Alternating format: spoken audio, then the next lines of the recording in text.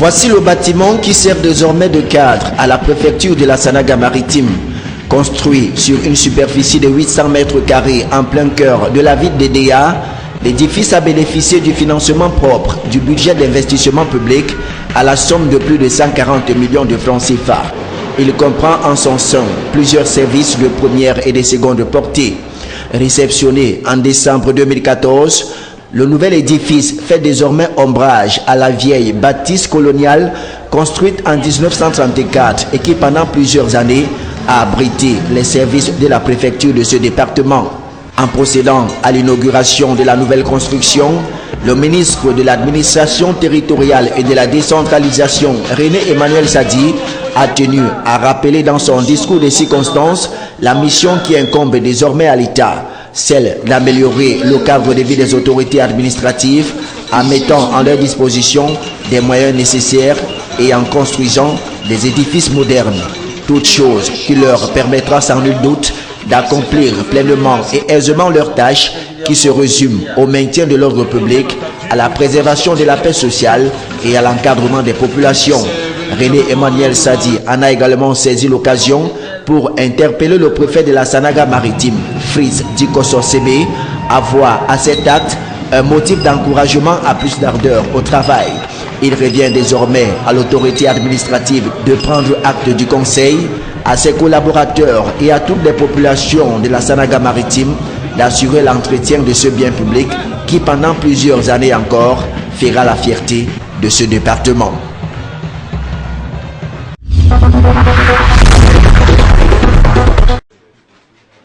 Le point de presse organisé en ce mois d'avril par la Nord intervient quelques mois seulement après les rencontres sectorielles tenues en fin d'année 2014 de concert avec le ministère du Commerce. Il avait alors été demandé aux opérateurs de tous les secteurs d'activité de se rapprocher de la Nord pour la mise en conformité de leurs produits avec les normes et règlements en vigueur au Cameroun. En présentant donc les résultats du travail effectué dans le secteur des huiles végétales produites ou distribuées sur le marché national, le directeur général de la Nord a fait savoir à la presse que sur la vingtaine d'huiles végétales présentes sur le marché camerounais, celles-ci ont été certifiées conformes par l'Agence des normes et de la qualité. Parmi elles, 2 huiles de palme raffinées produites localement, Azur et Mayor.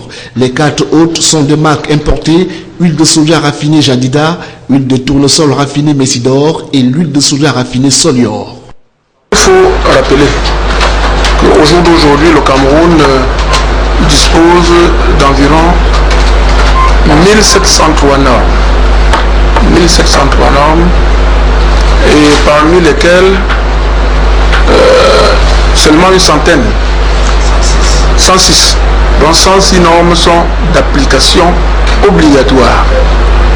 Ça voudrait dire que pour les normes qui sont d'application obligatoire, il faut absolument obtenir un certificat de conformité à la norme pour qu'on mette les produits sur le marché. Ces différentes huiles, faut-il le rappeler, ont reçu de la Nord un certificat de conformité à la norme NC77 portant un nom spécifique enrichi en vitamine A pour la période de janvier 2012 à avril 2015. Pour les huiles végétales produites et commercialisées n'ayant pas reçu le certificat de conformité et dont la Nord ne peut garantir la qualité, le directeur général de la Nord se veut clair. Donc les normes d'application obligatoire donnent lieu à la délivrance d'un certificat de conformité. Tout naturellement, le ministère du Commerce qui est en charge de la surveillance du marché, quand ils se retrouvent sur le terrain, ils exigent le certificat de conformité à la norme. Pour ceux qui n'ont pas de certificat de conformité à la norme, ils savent très bien faire le travail, c'est-à-dire retirer les produits du marché. 2 producteurs locaux se sont rapprochés de la norme et ont reçu le certificat de conformité à la norme. Sur la vingtaine d'huiles végétales vendues sur le marché, on a dit seulement 6 ont reçu le certificat de conformité à la norme. Pour être plus clair, je ne voudrais pas dire que les autres huiles qui sont sur le marché ne sont pas de bonne qualité, mais nous ne pouvons pas le garantir parce que ces huiles n'ont pas reçu de certificat de conformité à la norme.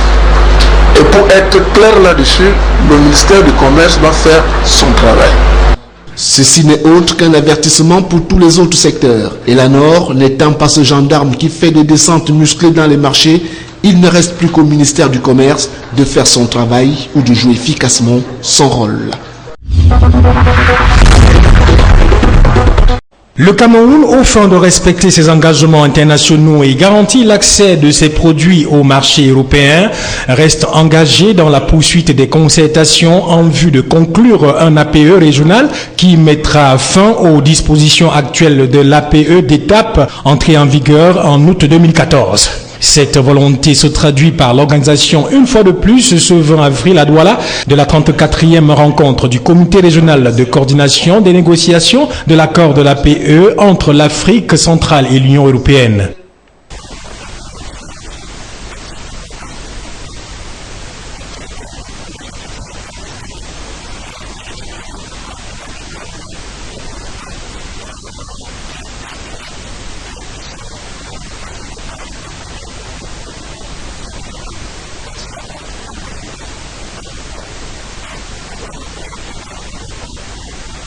Ces négociations visent à terme la facilitation des échanges à l'intérieur des pays de la configuration négociante dans l'objectif d'éliminer les taxes de droits de douane sur les produits export-import afin qu'ils soient compétitifs aussi bien sur le marché intérieur qu'extérieur.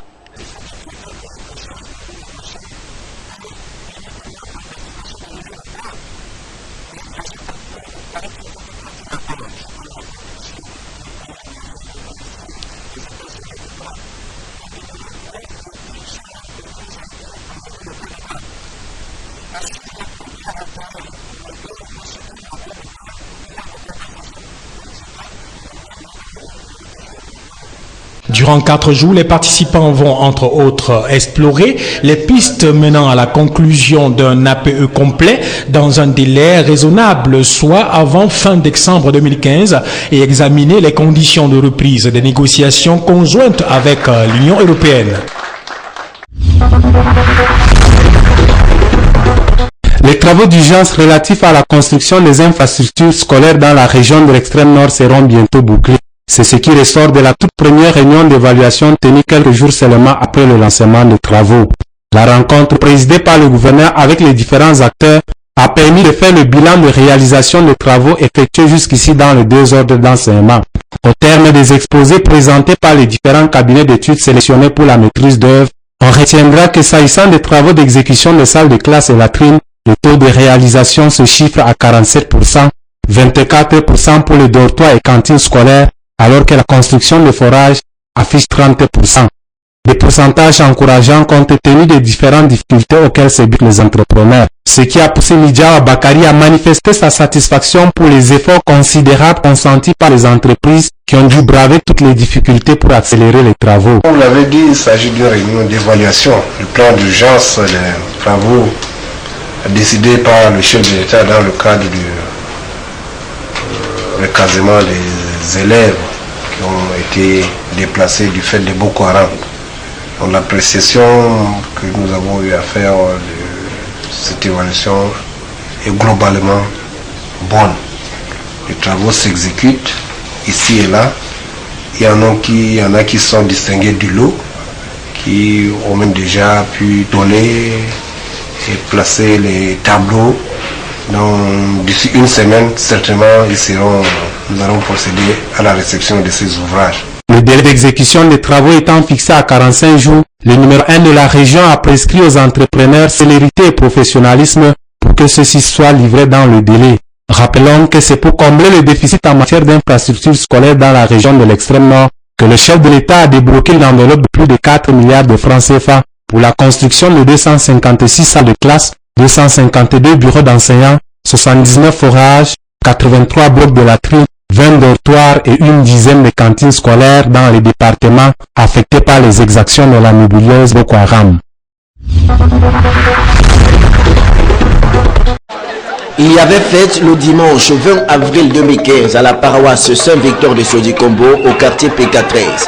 Le temps d'une kermesse, les fidèles de la paroisse se sont donnés à cœur joie à des activités récréatives.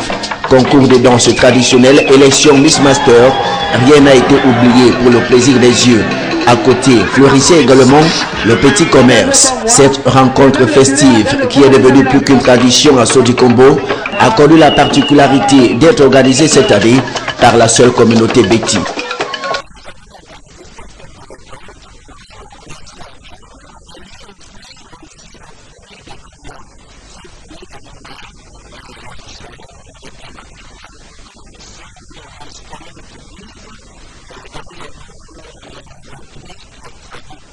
Reconnue comme le vicariat épiscopal de la zone Vouroïseng, la paroisse Saint-Victor de Sodikombo, située en zone semi-rurale, connaît encore jusqu'ici d'énormes difficultés.